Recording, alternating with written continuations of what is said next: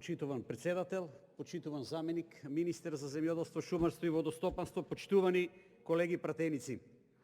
На денешната пленарна седница пред нас е предлог на закон за изменување и дополнување на законот за тутун, производи од тутун и сродни производи по скратена постапка, поднесен од неколку пратеници.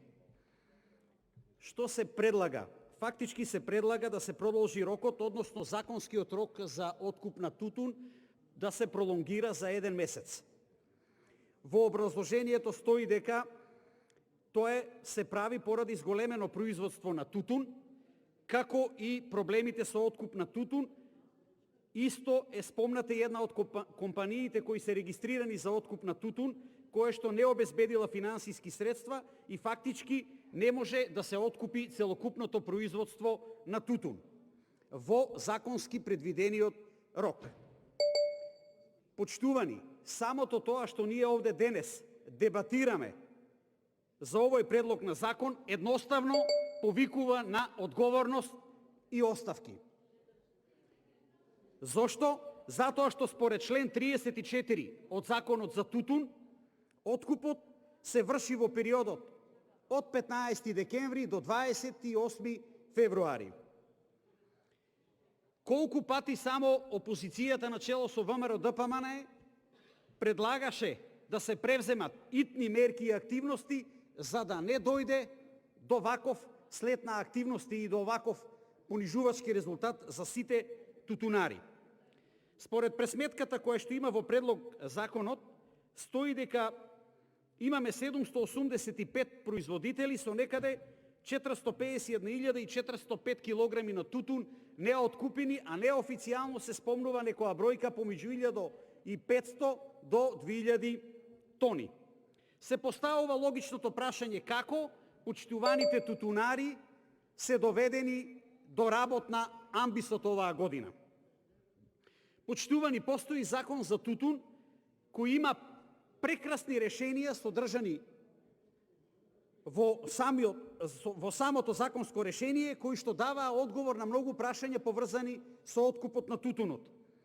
Но власта направи се ова законско решение да не се преминува и дозволи определени активности кои што доведоа до катастрофален откуп оваа година. Членот 7 точно е дефинирано кој може да биде производител на тутун. Тоа се носители на семејно земјоделско стопанство кои што се пријавени во единствениот регистар на земјоделски стопанства и кои што имаат склучено договор со фирма која што откупува и преработува тутун.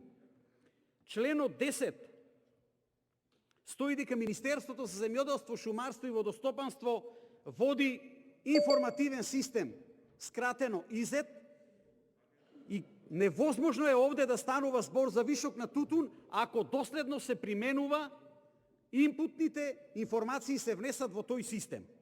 Значи невозможно е. Членот 13 дефинира дека производителот склучува договор со откупувачот, а член 14 дефинира дека тоа се прави во писмена форма. Почитувани пратеници, законското решение кое што постои и кое што треба да се применува,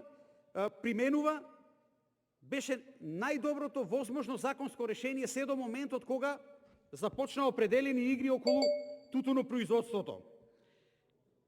Членот 31.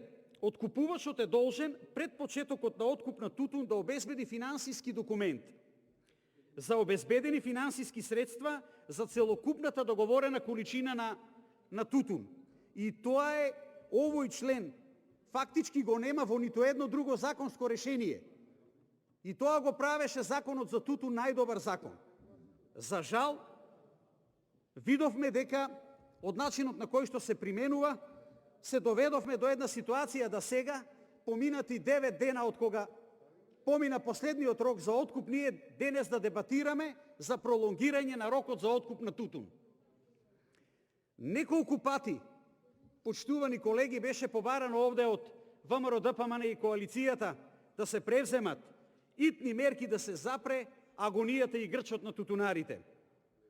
Но замислете сега, ние се уште зборуваме за ланската реколта, а согласно законот, тутунарите се должни да склучуваат нови договори за предстојната реколта, за да можат да работат во новата сезона.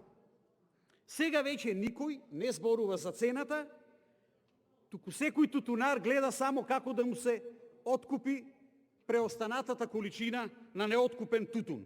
И сето ова се случува во моменти кога е определена номенклатура на власт. Се поставуваат низена прашања. Што се случи со контролите од инспекторатот? Какви беа тие состаноци со тутунари? Тутунарите ставете ги во наводници, кои што донесоа до едно вакво решение да нема фактички решение за откупот на тутунот во законски предвидениот рок. Како е возможно, почитувани пратеници тутунарите, да ја немаат поддршката и заштитата од државата? Почитуваниот колега го спомна петиот пакет на антикризни мерки. Жалосно е за тутунарите да зборуваме дека ќе бидат дел од некои антикризни мерки, кога знаеме дека се работи за трудоинтензитивна гранка, кога знаеме со каков труд и колку е вредноста на нивното производство. Почитувани колеги, ова е огромен срам и за државата, и за министерството. Ви благодарам.